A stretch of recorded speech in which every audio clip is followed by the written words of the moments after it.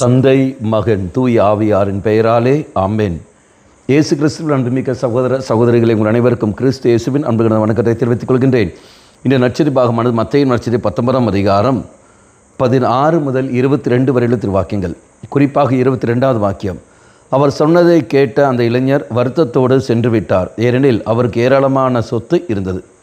நாம் பார்க்கின்றோம், இந்த இயேசுவை பின்பற்ற விரும்பிய அந்த செல்வரான அந்த இளைஞர் அப்போ இயேசுடத்தில் வருகின்றான். நிலைவாழ்வு பெற வேண்டும், நான் என்ன செய்வேன்னு கேட்கின்றான். அப்போ இயேசு கட்டளைகள் எல்லாம் கடைப்பிடி என்று சொல்கின்றார். அவன் எல்லாம் கடைப்பிடிக்கிறேன்னு சொல்கிறான். அப்போ இயேசு சொல்கின்றார், நீ நிலைவாழ்வு நிறைவாக இருக்க வேண்டும் என்றால் நீ என்ன செய்ய வேண்டும், ஏழைகளுக்கும் கொடுத்து விடு. உடனே அவன் வருத்தத்தோடு போகிறான். அதான் நான் பார்க்கின்றோம். அந்த இயேசுவிடத்தில் வருகிறவர்கள் அங்கு 2 காரியங்கள் நடக்கிறது. ஒன்று, நற்செய்தியை ஏற்றுக்கொள்கிற இயேசுவின் வார்த்தையை ஏற்றுக்கொண்டவர்கள் சந்தோஷம் அடைகிறார்கள், குணம் அடைகிறார்கள். 2வது, வருத்தத்தோடு போகிறார்கள், கோபத்தோடு போகிறார்கள், இதோ வைராக்கியத்தோடு போகிறார்கள். இந்த 2 நிலையும் நடக்கிறது. இங்கே 2 நிலையில் நீங்களும் நானும் எந்த நிலையில் நாம் சேர்ந்தவராக இருக்கின்றோம்? இயேசுவின் வார்த்தையானது அதை ஏற்றுக்கொள்கின்ற பொழுது அது எனக்கு நன்மை தருகிறது, அது எனக்கு விடுதலை தருகிறது, எனக்கு சௌக்கியம் தருகிறது. ஆனால் அந்த வார்த்தையை நான் ஏற்றுக்கொள்ளாத பொழுது எனக்கு வருத்தங்களை எனக்கு வருவித்துக் கொள்கிறது. அந்த வருத்தங்கள் எனக்கு பலவித நோய்களை கொண்டு வருகிறது, பல பிரச்சனைகளும் பல தடையை தருகிறது. இங்கு நாம் பார்க்கின்றோம், நிலைவாழ்வு நான் என்ன பெறுவதற்கு நான் என்ன செய்ய வேண்டும் என்று கேட்டபொழுது அவன் இயேசுவின் வார்த்தைகளை கேட்டு அதன்படி நடந்தால் அவனுக்கு நிலைவாழ்வு கிடைத்திருக்கும். ஆனால் அது செய்வதில்லை. மாறாக அதுக்கு எதிராக போன காரணத்தினால் அவன் முகவாட்டத்தோடு வருத்தத்தோடு போகின்றான். அவள் இயேசுவிடத்தில் வருகிறவர்கள் அவர்கள் வருத்தத்தோடு போக காரணம் அவர்கள் தான் ஒழிய வேறு யாரும் இல்லை. நீங்களும் நானும் எந்த நிலையில் இருக்கின்றோம்? மற்ற பரிசேயர்களை பார்க்கின்றோம், மறைநூல் அறிஞர்களை பார்க்கின்றோம். இயேசுவின் வார்த்தையை கேட்கிறார்கள், கோபத்தோடு போகிறார்கள், வைராகத்தோடு போகிறார்கள், பழிவாங்குகிற எண்ணத்தில் போகிறார்கள். என்ன காரணங்கள்?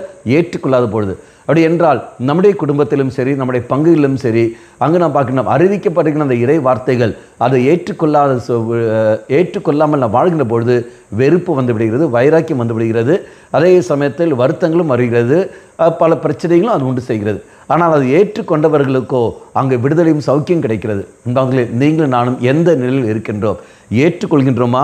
ஏற்றுக்கொள்ளாத நிலையில் நாம் இருக்கின்றோமா? சிந்தித்து பார்ப்போம். ஏற்றுக்கொள்கிறோம் என்றால் இதோ நமக்கு விடுதலை கிடைக்கிறது, சௌக்கியம் கிடைக்கிறது. ஏற்றுக்கொள்ளவில்லை என்றால் வருத்தங்களும் பலவிதமான வைராக்கியங்களும் வந்து கொண்டிருக்கிறது.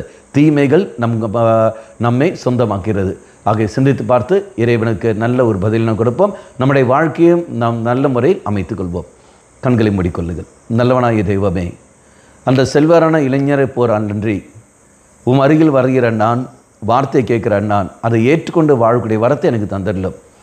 முகவாட்டத்தோடு வருத்தத்தோடு செல்லாமல் எனக்கு கிருபை தந்துடலும். ஒவ்வொரு நாளும் இதோ நோய்களிலிருந்து நான் விடுதலை பெறுவதற்காகவும், பல பாதிப்பிலிருந்து விடுதலை பெறுவதற்காகவும், பல தடைகளிலிருந்து விடுதலை பெறுவதற்காகவும் தான் நான் உன்னை தேடி வருகின்றேன். உன்னை தேடி வருகிற யாரும் வெட்கத்திற்கு உள்ளானதில்லை. ஆனால் நான் இங்கு அது வெட்கத்துக்கு உள்ளாகிறேன் என்றால் அந்த வார்த்தையை நான் ஏற்றுக்கொள்ளாமல் இருக்கிறதான் காரணம்.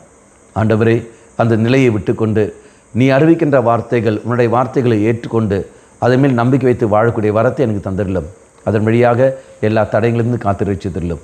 அம்மா மாதாவே, தெய்வ மாதாவே, எங்கள் மாதாவே, என் அன்னையே, விசேஷமாக எங்களுக்காக பரிந்து பேசும். ஆமேன். தந்தை மகன் தூய ஆவியாரின் பெயராலே ஆமேன்.